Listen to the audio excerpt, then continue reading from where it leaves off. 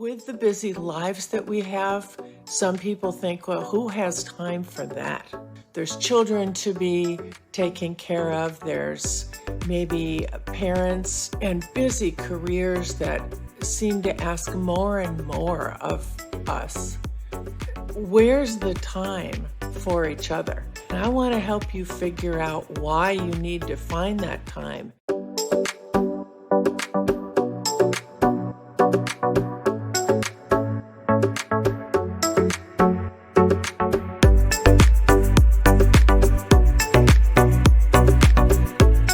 Hi there, and welcome to another episode of the Talk Love with Carol show. I'm coming from my new home that I just moved into, so there's a few things in the background that are different. Anyway, today we're talking about make room for romance, or else. And what I mean by or else is your relationship will flounder. So I want to start first with what I'm defining as romance. And that's the feeling of your relationship, how you feel about each other, what you do about that with each other, how you treat each other, that kind of thing. And of course, it also includes physical affection and so on, but that isn't just that isn't what I'm totally talking about. So it's really about how you conduct yourself, how you are toward each other in the relationship, and how you feel. So that idea that when you get together, you're just excited to do it. You're looking forward to it. The time away from whatever all else is going on in your life, and the time for each other. So all of that is what we're talking about today. And with the busy lives that we have, some people think, well, who has time for that? And there's children to be taken care of. There's maybe parents to also help take care of, or at least spend time with, and busy careers that seem to ask more and more of us all the time. And then we also want to see our friends sometimes. So where's the time for each other? And I want to help you figure out why you need to find that time and what that time might be like. That's what we're talking about today. So what if you don't find that time? And a lot of couples haven't taken the time, haven't realized how necessary it is. So what happens is that you end up gradually disconnecting from each other. You become less a source of happiness, joy, and comfort for each other. Maybe you gradually stop listening to each other. And I don't mean you don't sit there, but really taking it in, learning new information about each other all the time. That stops. Maybe you're paying more attention to your phone or social media or anything else, the kids, the television, who knows. There's a saying that I first heard from a woman named Susan Susan Scott. And it's really stuck with me. She said, relationships fail gradually, then suddenly. And what she means by that is those gradual disconnections, that gradual piling up of disconnections, we kind of don't even notice. So they happen, and maybe you tell yourself, well, we're adults, we can deal with ourselves later. It's not now.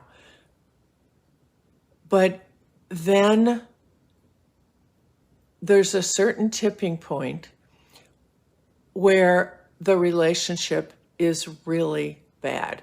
And due to lack of attention, maybe poor communication, built up over time, emotional laziness.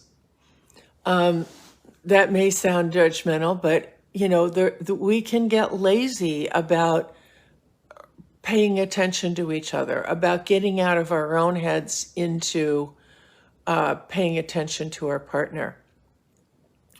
Also, some conflict avoidance. But here's the irony.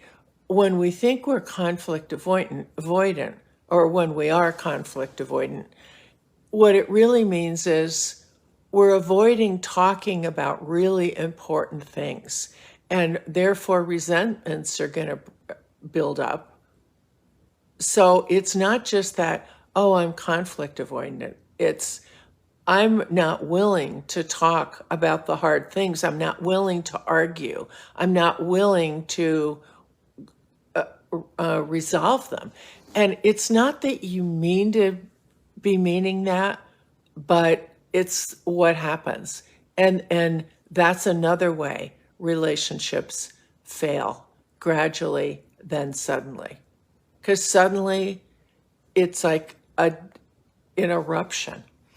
I am not happy, that kind of thing.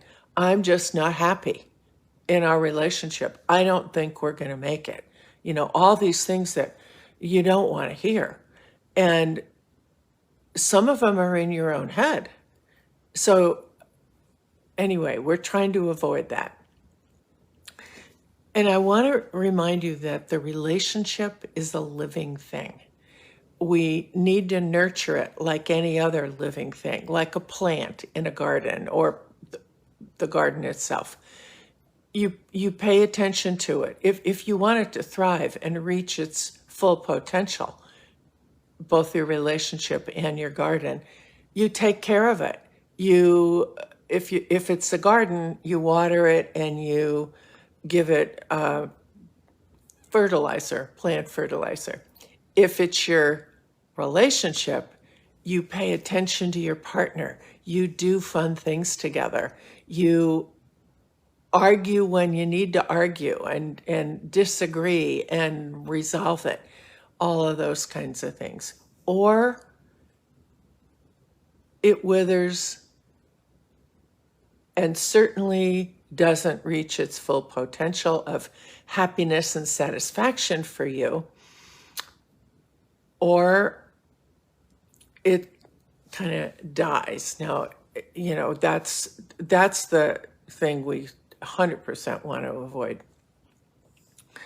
So I've talked about this before, and maybe you've read about this before, but I'm going to do a review about it here because it's always important to bring it to the forefront. And that's the idea of love languages. It's kind of a easy framework to begin to think about, what do we do about this? So this is a idea conceived by a man named Gary Chapman, and he has a book about it, and it's super useful.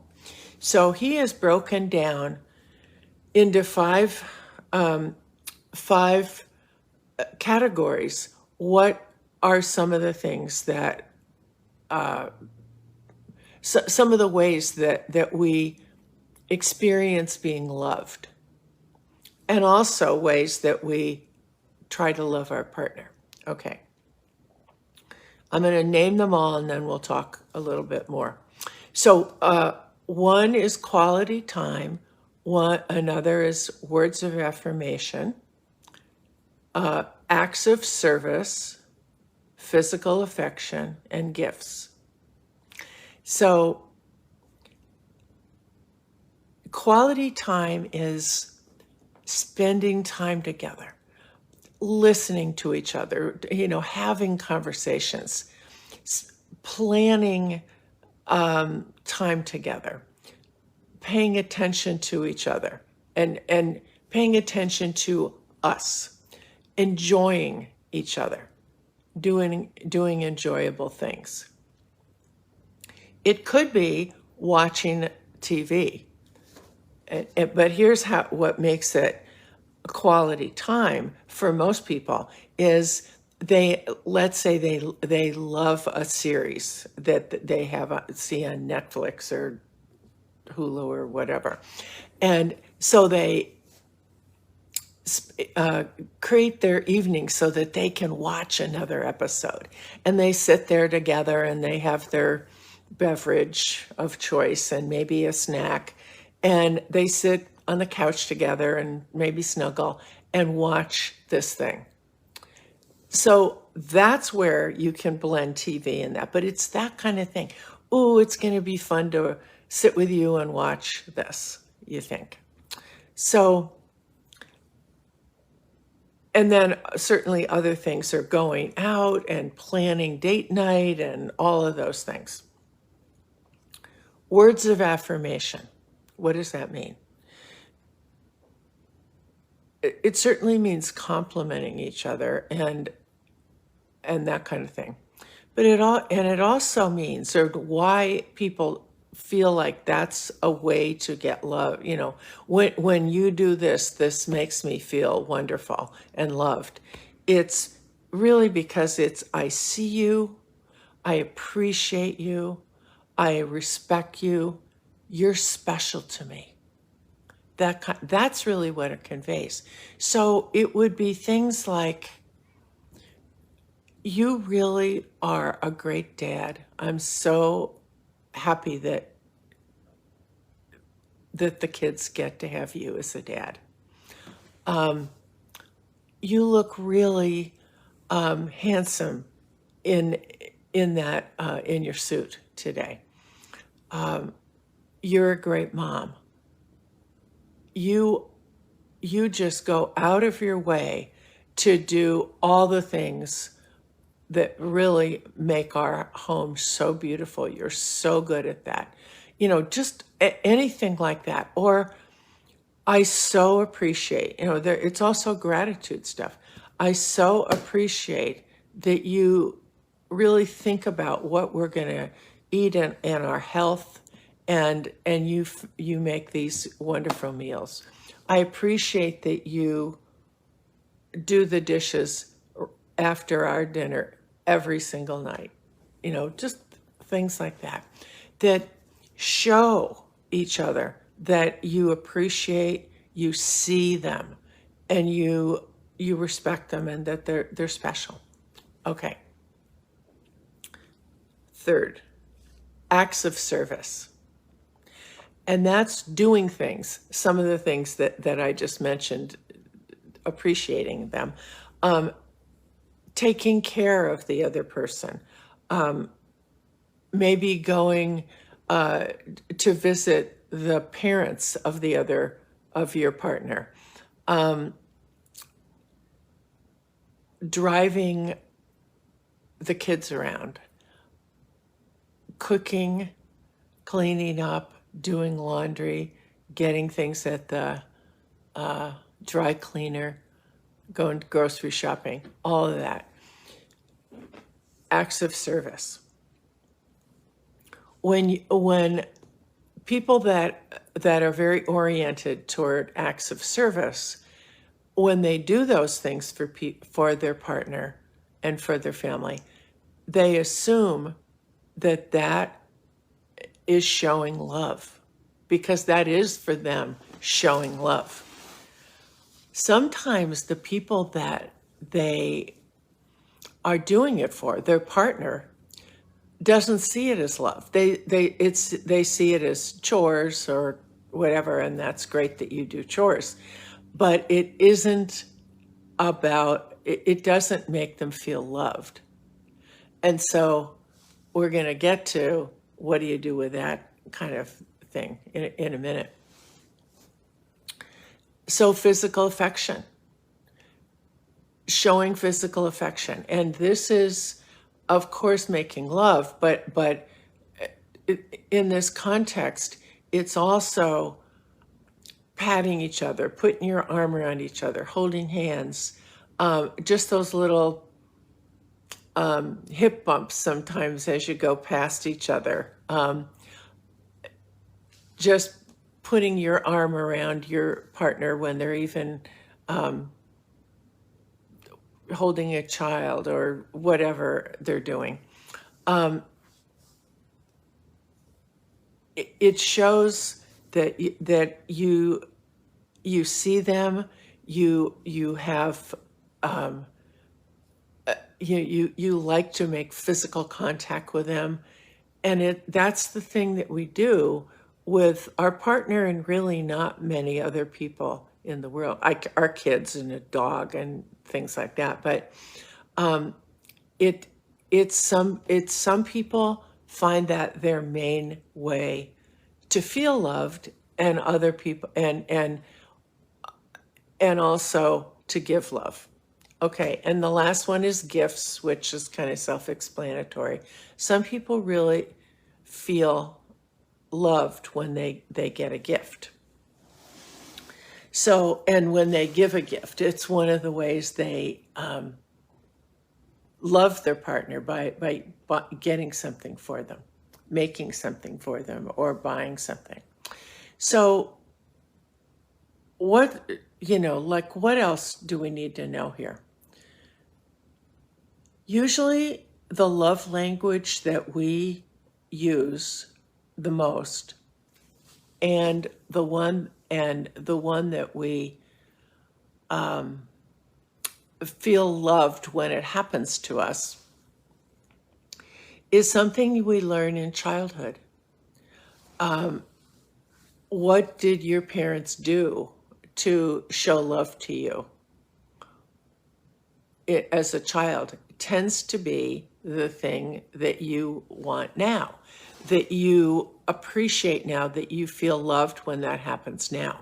So, and these things can change over time, but when you look at why does this thing seem to be the most important, you can probably trace it back to what you got from your parents.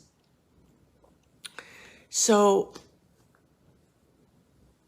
people get different things from their parents. We tend to do toward our partner, to show love, we tend to do the things that we experience as loving. If there was a lot of a physical affection in your family, one of the ways you experience love is probably getting physical affection. And so you give that to your partner. That partner may not experience that as physical affection. They may experience it as annoying, or, I mean, not completely, but, they tend to not really see that as physical affection. I mean, as love, as communicating love. They just see it as,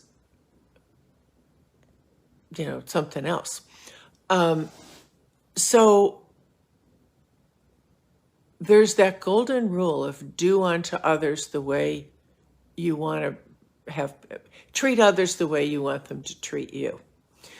But in relationships, we want to fine tune this. And I call it a platinum rule, and lots of people do. What one of my clients just told me recently, they think it should be the diamond rule, and I love that too. So the rule that's even better than the golden rule is treat others the way they want to be treated. And that's where understanding your partner's love language, as well as your own love language or languages, is really important. Figure out, does this person, let's take the physical affection, because that's what I was just talking about a minute ago. Does your partner appreciate it? Does the physical affection feel like love to them? Or is their primary way of feeling loved when you have quality time together? When you are willing to put your phone down, stay out of all the social media and really just be with them. Do something that you both like to do together. And whether or not you're touching each other at the moment is not as relevant to your partner, perhaps, as that you're really there being with them. You're fully there, with them at that time. So it's where people can get confused. In my case, acts of service, doing things for other people was the big, in my family, that was the big love, love language. And so when I first got married, I did a lot of that. Well, I've always done a lot of that, but I was mystified when my husband said he didn't feel loved by me, or say I can't remember, but that's what he meant. And I thought, what do you mean I do all this and I do that and I do the other thing? And how can you not know that I love you? And what it turns out when I learned about love languages, his was physical affection. And in my family, there wasn't much physical affection. And so that wasn't a habit of mine to be just touching a lot and all that. But for him, that was the main one. And so when we got that cleared up, I had to teach myself to be more physically affectionate. I had the affection. I just didn't show it that way. I showed it a different way. And so he didn't feel it. So that's just an example of how the more we understand our partner and the more we really think of it, what does she or he like? What do they like? And what do they seem to really sparkle when they get? And that's how to treat them. That's romantic. You delivering that, you caring about that and delivering it in whatever way you can is romance. It's a piece of romance.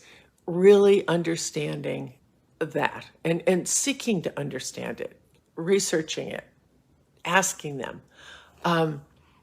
So that's an example. That's one way to start being, really focusing on, I want to be better at building that romantic part of our life. I want that so much. And that's one way you can do it, is really focusing in on love languages. That's it for today. If you want to contact me to help you spark your romance or do other rebooting, if you will, of your relationship, fixing or up-leveling the different parts of it, really figuring out what you need to do to really grow your relationship. I invite you to give me a call or text me at, here's the phone number, 206-390-5715. And that, if you do that, you will be able to schedule a free relationship reboot call. You could call it that, or sparking your romance call, that I can help you figure out what's a main thing and that you could do. And then in addition, if you want to find out about working with me, then we can talk about that too. I'd love to hear from you. So text, identify your name when you text, by the way. Sometimes people text me and they just start in with the message and I don't even know who I'm reading about. I don't know whose message I'm reading. So for more information about relationship issues and tips and being in a community, you can join the Facebook group. It's called Committed Couples Growing Together. And you're with like-minded people, you get tips, you hear what other people do. And we'd love to have you join that. So that's it for today. And I hope I'll see you next week. Okay, take care and love well. Bye now.